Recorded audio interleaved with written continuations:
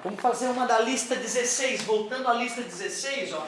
Vamos fazer a 99, lá na página 19. 99, página 19. Falava o seguinte: o primeiro indício da prática dos saltos ornamentais no Brasil data do começo do século XX, visto que as primeiras plataformas oficiais começaram a surgir na década de 1910, nos clubes sociais do Rio de Janeiro. O primeiro representante brasileiro desta modalidade foi Adolfo Welsch, que ficou em 8º lugar nas Olimpíadas da Antuérpia. Durante uma competição de saltos ornamentais, um nadador pula verticalmente de um trampolim de 15 metros de altura, adotando o G igual a 10 metros por segundo. Pode-se afirmar que a velocidade do nadador ao atingir a água foi menor que... Tu vê, o melhor eu acho que é resolver essa questão por conservação de energia. Vai ficar mais prático do que resolver por cinemática. Então a energia potencial gravitacional se converteu em energia cinética. mgh se converteu em mv² sobre 2. Por isso que eu não preciso saber a massa do nadador. A gravidade é 10, a altura da qual ele saltou é 15. V², 2 está dividido, passa multiplicando. 30 vezes 2, 30 vezes 10, 300. V igual a mais ou menos a raiz de 300. Nós vamos separar isso em raiz de 100 vezes 3. A raiz de 100 é 10. 10 raiz de 3 metros por segundo. Como sabemos, raiz de 3 é aproximadamente 1,73. Então a velocidade deu aproximadamente 17,3. Isso se não houvesse atrito. Nós sabemos que ela vai ser ligeiramente menor do que isso. Letra A. E isso, Torricelli ia sair perfeito também. Torricelli ia funcionar perfeitamente. Ótima ideia. Muito bem. Professor, Fala. o que nós escrevemos foi justamente isso, que ele pede uma velocidade menor que isso. Não, é que ele fala que é menor, né? Foi menor que... Ele só está querendo dizer o seguinte, ó, tem que ser menor do que aquele valor que tu calculou. E é uma gotinha menor por causa do atrito. Então na prática dá 17, 16,9. Certo? O que ele quer dizer é o seguinte, ele está mostrando que assim, estou ligado que tem atrito, não vai ser 17,3 porque tem atrito. Então é menor que, calcula ela e está te falando, ó, vai ser essa, mas eu estou te avisando, é um pouquinho menor. Certo? Então não vejo maiores problemas aí. Se tivesse uma de 16, 17,2 de repente, entendeu? Uma coisa um pouquinho mais abaixo, daria para a gente ter margem de, não, tirando já que vai ter o atrito, né, vai ser então um pouquinho abaixo daquilo. Mas como a outra menor é 15,2, não dá para ir nela.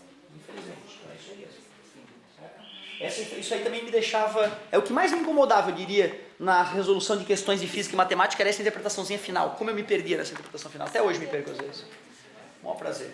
78, vamos continuar na lista 16, daqui a pouco a gente volta para o nosso querido Enem.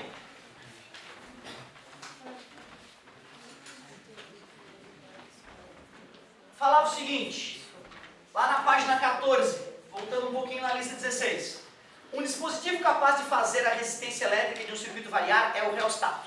Com isso, ele pode alterar a intensidade de corrente e o brilho das lâmpadas contidas nesse circuito, por exemplo. Eu lembro que tinha casa de um amigo meu, assim, né? Tinha um padrão melhor, assim, as coisas, e tinha um botãozinho no interruptor que tu regulava a intensidade da luz. É, coisa chique. É o reostato. Os reostatos são constituídos basicamente de um cursor que se move ao longo da resistência, ocasionando a variação dela. Observe o circuito a seguir, em que R representa a resistência elétrica de um reostato, que pode ser regulada para assumir valores de valor entre 0 e um valor máximo de 20 kΩ. Ele desenhou o circuitinho dessa questão. Ele mostrou que tinha uma DDP de 100, 10 kg, cuidado pessoal, o quilo significa 1000, e aí um resistor de 20 kΩ, em paralelo com um maldito reostato com seu cursor móvel. Esse é o reostato. Considerando-se que a resistência elétrica do reostato variou entre os seus limites, as intensidades máxima e mínima da corrente que passa no resistor de 10 kΩ são, respectivamente, quando esse cara atingiu o valor 0, é como se tivesse um curto-circuito aqui, e esse cara deixa de existir, lembra? Toda a corrente elétrica passa pelo curto. Aí a gente faz URI. O U é 100 volts, o resistor que restou é 10.000, calcula o I.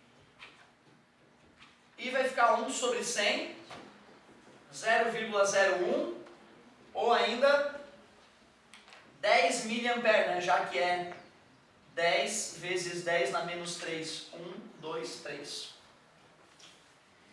E qual é o valor máximo que ele atinge? 20 kΩ, né? Quando for 20 kΩ, vai ficar 2 de 20 em paralelo. 2 de 20 é igual a onde? 2 de 20 em paralelo é igual a onde? 10 kΩ. E esses dois caras de 10 kΩ vai se transformar em um de 20, porque está em série. Então, o U é 100, 10 mil mais 10 mil, 20 mil. Dá para calcular o I. 1/200, na verdade vai dar metade de 1/100. Então vai dar 5 mA. O aluno poderia estranhar, né, que quando o cara tem o seu valor máximo, a corrente é mínima. Mas é isso mesmo, quando o cara tem a resistência máxima, a corrente é mínima. O que ele pediu? As intensidades máxima e mínima da corrente. Então a intensidade máxima é 10 mA e a intensidade mínima é 5 mA. Letra E. Muitíssimo obrigado. Professor, Claro, cara. Pô, sabe que minha alegria é essa? Coisa linda.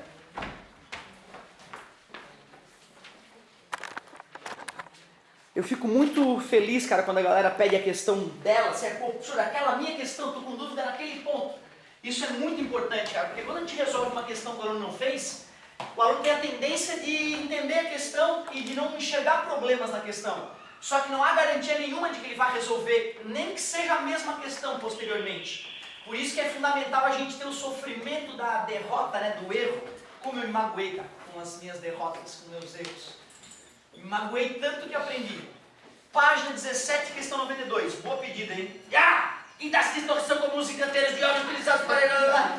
Ó, como é 5 HP,